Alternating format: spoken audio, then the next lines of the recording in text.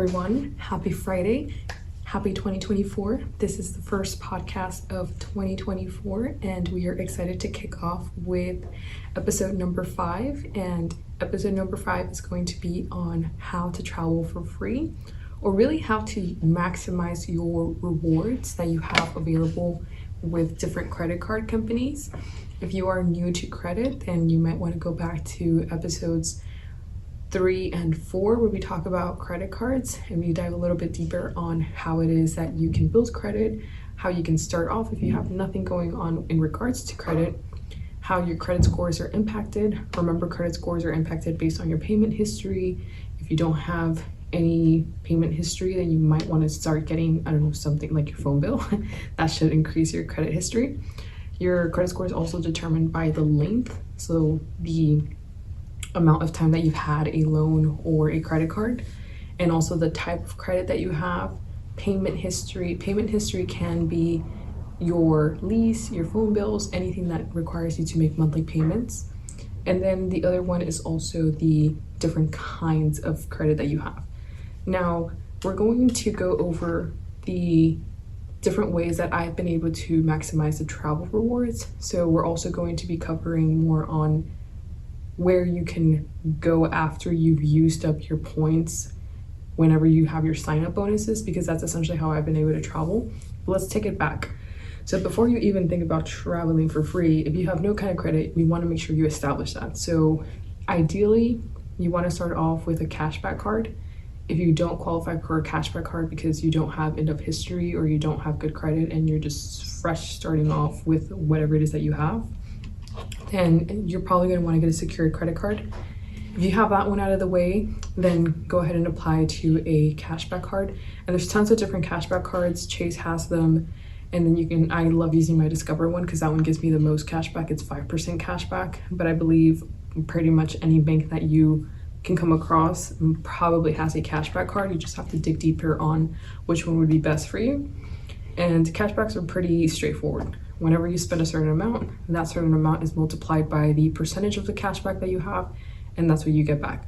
So if I spend 100, I get 5% back every time I spend that. So it's pretty simple to figure out how much you're getting. And on your portals, it tells you how much you've been accumulating. You can use that to cover your balances, or you can use that to be put into your debit accounts. So you can strategically put it straight to your accounts. So that way it counts as a additional income for you. So those are the first two that you kind of want to get out of the way. Now, after you have those, if you already have your secured one, if you already have your cashback card, then the next one that you want to get is probably your airline cards. And this is where the traveling comes in, like how you can travel for free. So we're going to go over 2 main cards. And the reason I call these the 2 main cards is because these are probably the ones that are going to give you the most bang for your buck. Because like American Airlines, or what's the other one? I think it's Alaskan Airlines, like all of those different airlines don't really have big credit cards and rewards, and these are probably the ones that have the best rewards anyway. So the top 2, in my opinion, are probably going to be Southwest and United, especially because Southwest and United fly almost out of everywhere, or at least all the big cities. Southwest usually flies out of like Hobby, and then United usually flies out of IAH here in Houston. So I use United more often than I use Southwest because I use IAH. But if you want to know the difference between the credit cards, we're going to go over the rewards. So the thing with airline credit cards, most people think that you can only use it for that airline. That's not the case. Airline credit cards are just like any other credit card. You can use it for anything and everything.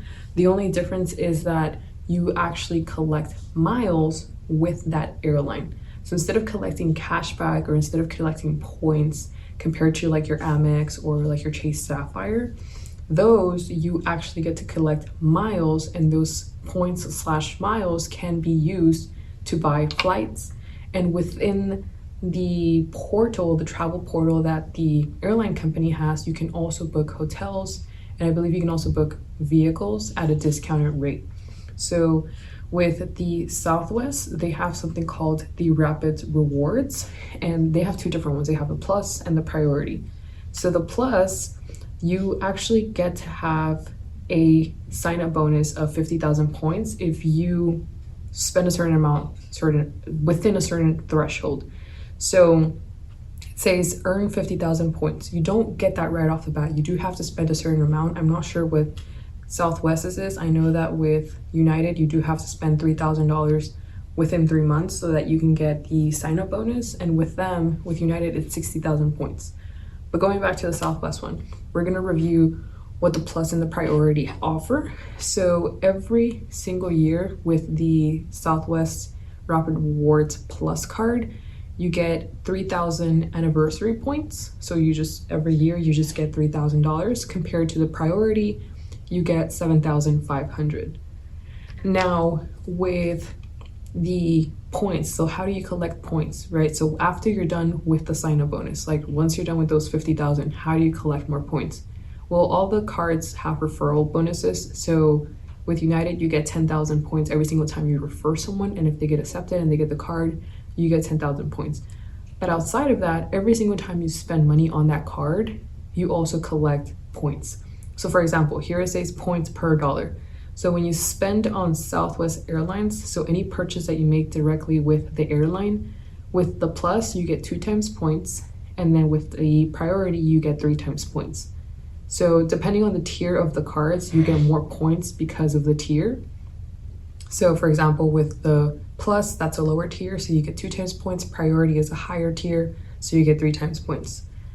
Now, the other way that you can also collect more points is if you use that card when you book a hotel or your car rental. Any purchase that you make for hotels or car rentals, you will get 2 times points for every dollar you spend. So if I spend $100, that's 200 points that I'm going to be getting because I used my Rapid Rewards credit card. And that's the same across for both Plus and Priory. That's going to be the case for the remainder of these bullet points, except for the early bird check-in. You get 2 early bird check-ins with the Plus. You don't get it with the Priory because you get 4 upgraded boarding passes per year. So basically what that means is that if you want to upgrade your seats and they have available seats that you can upgrade to, you can do that 4 times out of the year with the Priory. And you also get $75 of Southwest annual credit. So those $75 can be used whenever you're booking a flight within their portal. So for example, with Southwest, you can use your points to book a flight, but sometimes the taxes are not covered by the points. So you can use that 75 credit, that annual credit that they give you to cover the taxes, and that's how essentially you can book your flight for free because you're using your points. Those are free points anyway, and then you're using your credit that they're giving you annually. And then the other one that the Plus has is you get 1,500 of tier qualifying points. So basically, if you're like an A-list or A-list preferred status, you can collect these points, but you have to spend at least $5,000 for that year. So if you spent $5,000, which that can easily be done in a couple months if you put it on your expenses, you get an additional $1,500 on top of the ones you're already collecting. And then you also don't get any foreign transaction fees. And this is with the Priory, which is the higher tier. Now, both of them, you can collect 2 points per every dollar on hotels, car rental, local transits like your metros, commuting, ride shares like Uber, Lyft. And you also get 2 times points on like internet, cable, phone services, select streaming services. And then you get 1 point per dollar on all other purchases. So pretty much you get 2 points per dollar on everything else mentioned. And if something on here wasn't mentioned, then the remainder of the items will be 1 point per dollar. So this is what the Rapid Rewards offers. And the great thing about Southwest and their credit cards, their airline credit cards, is you get something called a companion pass.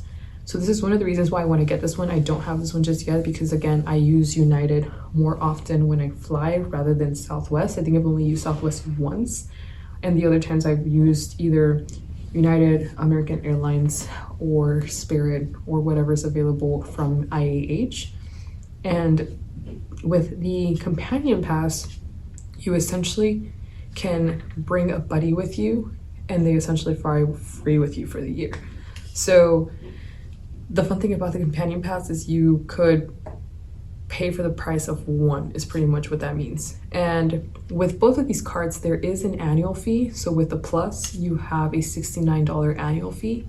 And then with the Prioirty, you have a $149 annual fee. But if you think about it, you are essentially paying probably $75 for the Prioirty because they're already giving you $75 worth of travel credit like towards your account. And then on top of that, you get 4 upgraded boardings per year. So sometimes it costs a couple like $100 or up to $100 or even more whenever you want to upgrade from economy to business class. So that is a major save. So I would say that that's a steal because you're still saving at the end of the day. And then with those points that you're getting after the sign-up bonus, 50,000 points, you can get some flights as low as I think 2,000 miles. And that means you can get a ton of flights from that $50,000, sorry, not 50,000, 50,000 point sign-up bonus. So it can go a long way if you fly with Southwest. Now, with the United one, so let's go over the details of the United Mileage Plus. So United has quite a ton of different cards. So it has the Explorer, which that one's the one I have. And then from there, you also have the Club, the Quest, the Gateway, and then you have your business ones. But right now we're gonna go over the Explorer because that's the one I have. And we're gonna go over the benefits on this one. So with United, you get 2 miles per dollar spent on any United purchase. And then you get 2 miles per dollar spent on restaurants. And then you get 2 miles per dollar spent on hotels, and everything else is 1 mile. So that's pretty much what you get on that one. Now, how do you use the rewards? You can essentially use it with booking flights with them. I also use their travel portal, and then I use those points to book hotels. And then you can also purchase gift cards. So in their Mileage Plus portal, you go in and you can purchase the gift cards with the miles that you have. Now, their travel benefits, you get a free checked bag, and that's pretty much up to $140 that you're saving round trip. And then you get 25% back on anything you purchase within the United flight, or anything that you purchase at a club. So you have the in-club purchases. And then you also have a global entry TSA pre-check, and that's up to $100 of free credit that you essentially receive. You don't get any foreign transaction fees with your United travel card, the Explorer. And then you also have priority boarding. And this is one of my favorite parts, that you get 2 United Club passes, which is a value that's probably over $100. So what that means is you get to relax at the United clubs that are located in your city, like wherever it is that you're flying out of. And it's a lounge. So you essentially get to go to the United Club lounges whenever you're waiting for your United flight. So that's one thing that I really like, because it's like you're essentially not paying anything whenever you are using this card, because one, you get points, and those points you can use for flights and hotels.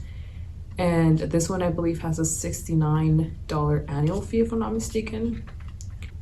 Let's kind of go back. So first, you want to make sure you have your cashback card. The reason why I say cashback card is because you can accumulate points, and sorry, not points, you can accumulate money to purchase anything that you want during your travel. So that's what I've been trying to do. I try to use my United for majority of my purchases so I can collect points.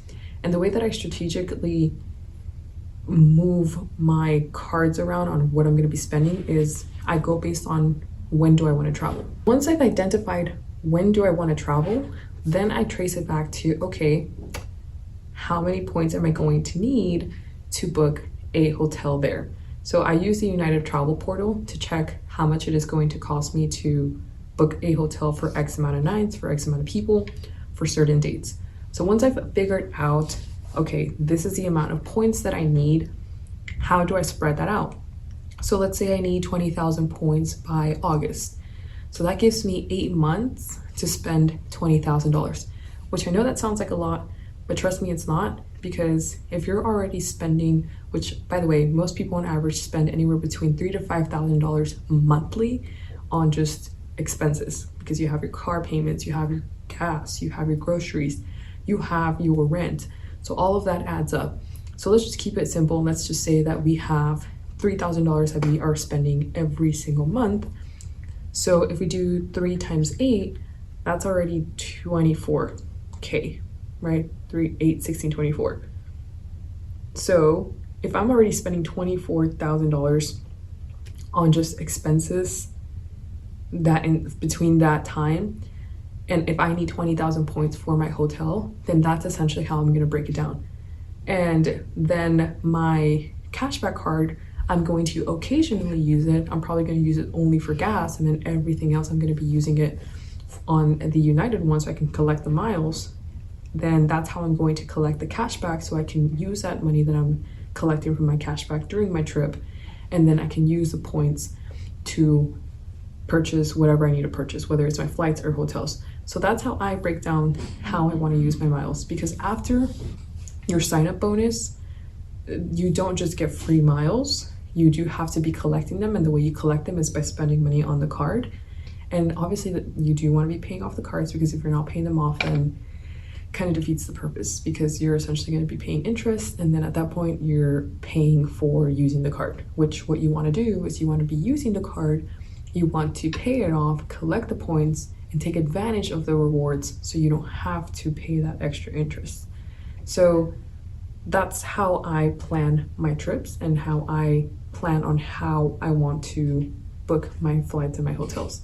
So even if I take like a mini trip, like let's say I take a road trip to like Dallas or Austin or San Antonio, wherever it is that it's nearby, I will again check the date and how many points I need, and then I will plan on how much money I need to be spending on that card so I can collect those certain amount of points. And the fun thing about the United portal is that it lets you do a split payment.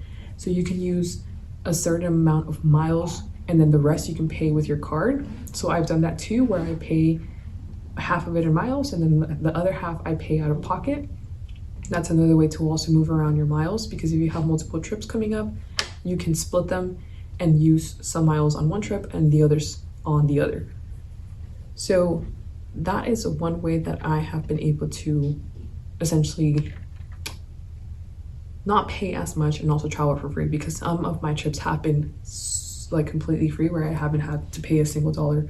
Like for example, the trip that I have coming up here shortly in January, I didn't have to spend a single dollar on my hotel, and it's a 2-night hotel and it's breakfast included, so that already saves money on food. And all I have to do is just show up, because I've already had it paid, but essentially I paid it with my miles. And it's money that I've already been spending throughout the year. So that's one way that you can plan your trips. Hopefully that answers a little bit of how it is that I've been able to travel with my cards. Now, obviously, you do have to get accepted into these. You're not just going to apply and then like if you don't get accepted, then that kind of doesn't help. Now, the other thing that I wanted to cover is also how to continue collecting more points with different portals. So essentially, to get qualified for these, you do have to be above a certain credit score and a certain amount of income. So you want to make sure that you set yourself up to be able to get these cards, because after these cards, then really the next ones that you could get are your hotel cards. I don't have the hotel cards yet, but the ones that are going to be next in my agenda are going to be the Marriott Envoy, because the Mileage Plus account and the Marriott Envoy do transfer points to each other. So that's one way that I want to be able to use those.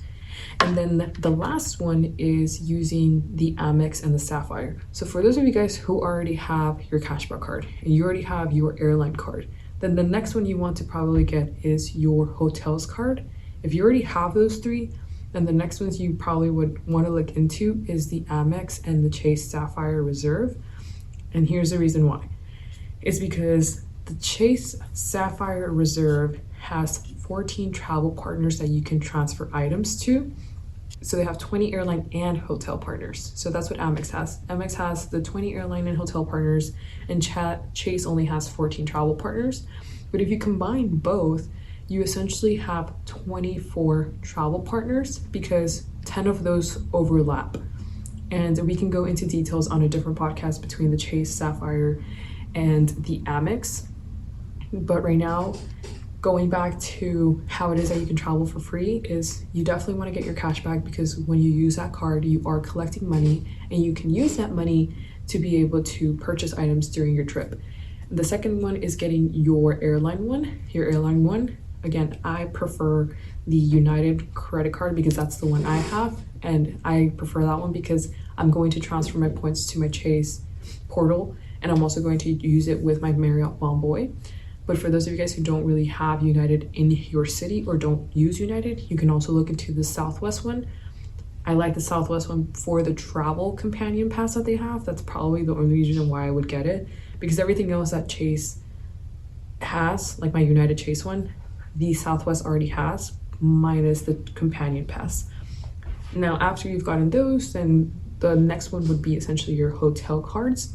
And those, it could be anyone, like Hilton, Marriott. Those are essentially your biggest two chains, but it doesn't have to necessarily just be those. Just make sure that you choose the ones that have the best rewards. I prefer the Marriott Bonvoy because that one has a portal that I can transfer points from the Marriott to my Mileage Plus. So just be strategic on which ones you use, because when you transfer points from portal to portal, sometimes they are worth more. Same thing with the Amex and the Chase Sapphire. That would be essentially like your next ones or your granddaddies. So yes, they do have a yearly fee. They have a higher yearly fee than your other travel ones, but the rewards that you get with these are worth a lot more. And we're probably going to dive into these on a separate podcast on the rewards and how they differ and how they're worth more on certain portals.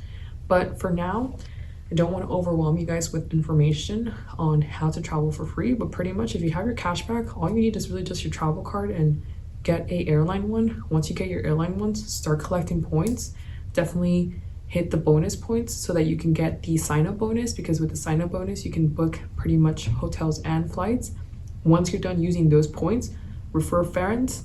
Once you're done referring friends, you can collect points on a yearly basis, and anything that you purchase with that card is collecting points. So just plan your trips around the amount of points that you're spending per month or per year.